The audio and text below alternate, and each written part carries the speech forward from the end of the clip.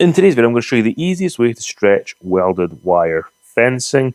The first thing I like to do is stretch the welded wire out and cut it to the correct size. This time here, I don't need to cut it, but I like to roll it all the way out and then rewind it so that the outside is on the inside.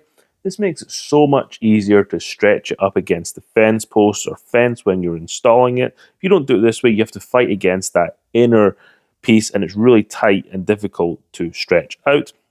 This next step is the most important to make sure your welded wire fence is stretched correctly. I'm using a 4-foot aluminum pipe here to thread through my welded wire fence, alternating which side is out and in. I'm kind of weaving it through here. I could only find a 4-foot piece, but this would be much better to get the correct length to the height of your fence. So I should have had a 5-foot piece here, but I couldn't find one.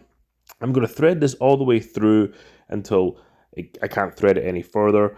And then I'm going to take a spare chisel piece and I'm going to drop that through from the top and then use that to fill in the last foot or so.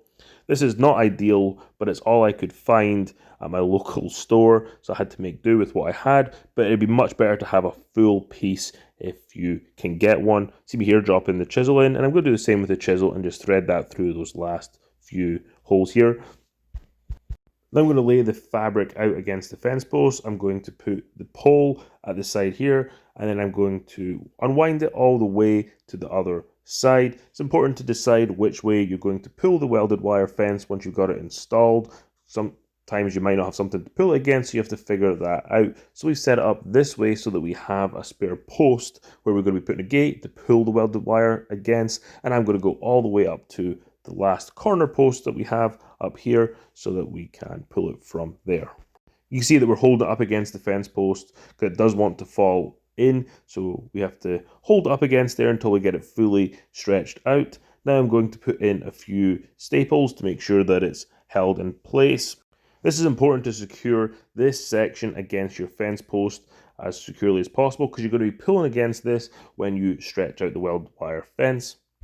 Don't put these staples in until you have the correct lie of the fence against the ground and you're happy with where it's sitting.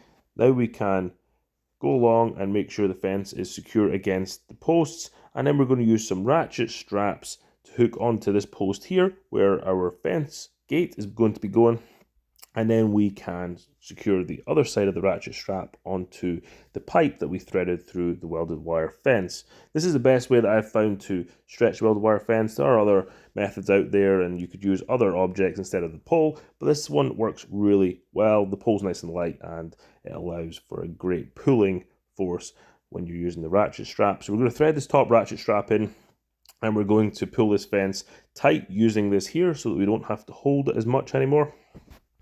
And then I'm going to use another ratchet strap on the bottom to pull against the bottom of the welded wire fence. I'm going to hook the ratchet strap onto the chisel, and I'm going to get some good pulling force down the bottom.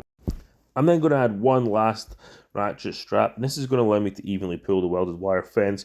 You could do this with 2 ratchet straps, but you just get better results with the more ratchet straps that you use. It allows you to evenly pull the welded wire fence. If you see a little bit of the welded wire sagging, just go and tighten up that ratchet strap a little bit more, and as you pull them tighter, you will get looser pieces, so you just need to make sure they're all tight at the same time.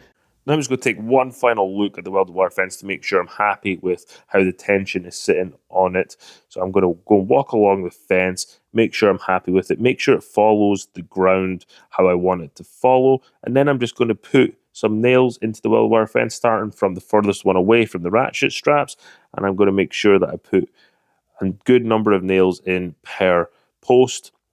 This is going to make sure that the welded wire fence is secured to the posts, and then I can work my way down until I get to the ratchet straps. I was a little bit unfortunate here. I didn't have a long enough piece of welded wire fence to go to the next post. I'm then going to release the ratchet straps so that I can get rid of them, because now all the nails are into the posts holding the welded wire fence up. I have plenty of shorter pieces so I can use them to fill in this last little gap here, and now I'm going to use my bolt cutters to cut off this welded wire fence at this post here. That's the termination point. It would be good if I could get the 100-foot welded wire fence in this black color, but I couldn't actually find any. I could only get the 50-foot version, so I had to work with what I've got here. I'll put another piece in here and stretch it over the next 2 posts and use the gate post that's on the other side of the gate to stretch those 2 from. That's how to stretch welded wire fence. If you did like this video and you want to see more DIY content around the home, you should check out this video here next.